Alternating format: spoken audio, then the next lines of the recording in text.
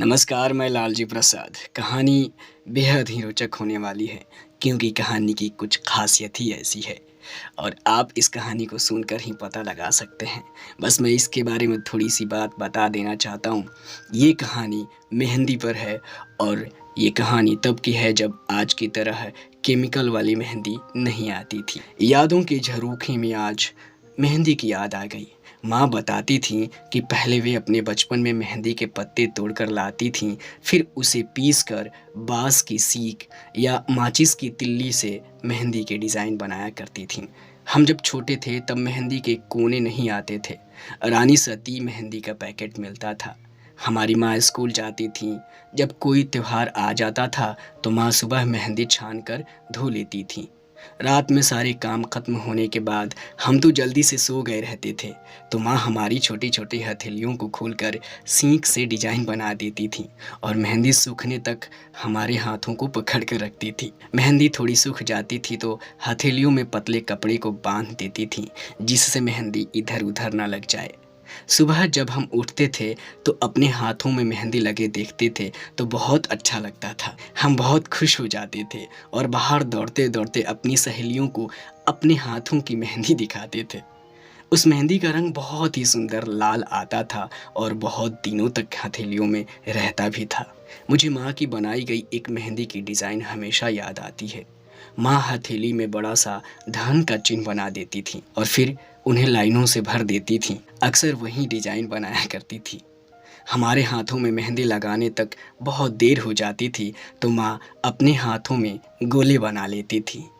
धीरे-धीरे जब हम बड़े हुए तब खुद से मेहंदी लगाने लगे। उस समय ज़्यादा प्लास्टिक का इस्तेमाल नहीं होता था, इसलिए सामान भी प्लास्टिक की थैली में नहीं मिलते थे। मुझे याद है केवल वॉशिंग पाउडर प्लास्टिक की थैली में आता था। वॉशिंग पाउडर खत्म होने के बाद हम उस पैकेट को संभाल कर रखते थे और उसे 3 कोण काटकर मोड़कर कोण बनाते थे। फिर उसमें मेहंदी भरकर ऊपर धागे से बांध देते थे। फिर एक नोक को थोड़ा सा काट कर हाथों में मेहंदी का डिज़ाइन बनाते थे। मेहंदी लगाने का काम दिन भर चलता था। सुबह मेहंदी को 2-3 बार पतले मलमल के कपड़े में छानते थे। फिर मेहंदी में तरह-तरह के प्रयोग भी करते थे, मतलब उसका रंग और गाढ़ा हो उसके लिए। कभी उसमें नींबू मिलाते थे, कभी डिज़ाइन अच्छे से बने इसलिए भिंडी को पानी में भिगो कर रखते थे और फिर इस पानी से मेहंदी घोलते थे। उस समय मेहंदी की पुस्तक आती थी। हम मेहंदी की पुस्तक लेकर आए थे और उसमें से डिज़ाइन देखकर मेहंदी लगाते थे। कक्षा में भी खाली समय में कॉपी में मेहंदी के डिज़ाइन बनाया करते थे। जब मैं प्राइमरी में थी तब मेरी सबसे पक्की सहेली थी, वो मारवाड़ी थी। उनके यहाँ हमेशा मेहंदी लगाते रहते थे। उनकी दीदियाँ मेहंदी लगाने की तैयारी करती थीं। वो मुझे अपने साथ घर ले जाया करती थी और मेरे हाथों में भी मेहंदी लगवा देती थी। मैंने कोने बनाना उन्हीं दीदियों से सीखा था। कभी-कभी वे मुझे कोना बनाकर दे भी देती थीं।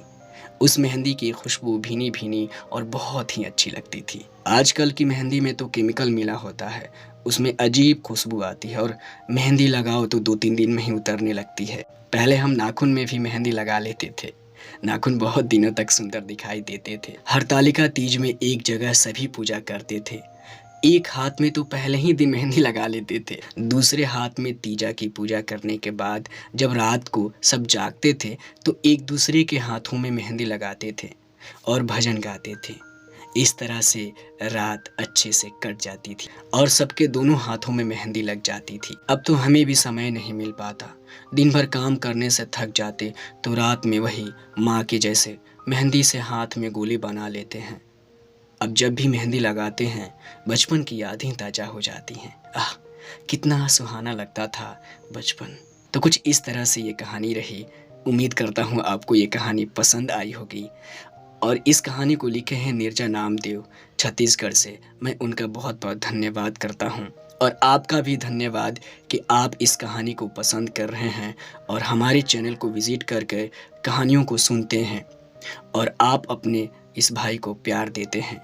आपसे एक और रिक्वेस्ट करना चाहूँगा, अगर आप इस रिक्वेस्ट को स्वीकार करते हैं तो कि आप इस कहानी घर चैनल को सब्सक्राइब ज़रूर कर लीजिए और अपने इस भाई को सपोर्ट करिए। बहुत-बहुत प्यार दीजिए।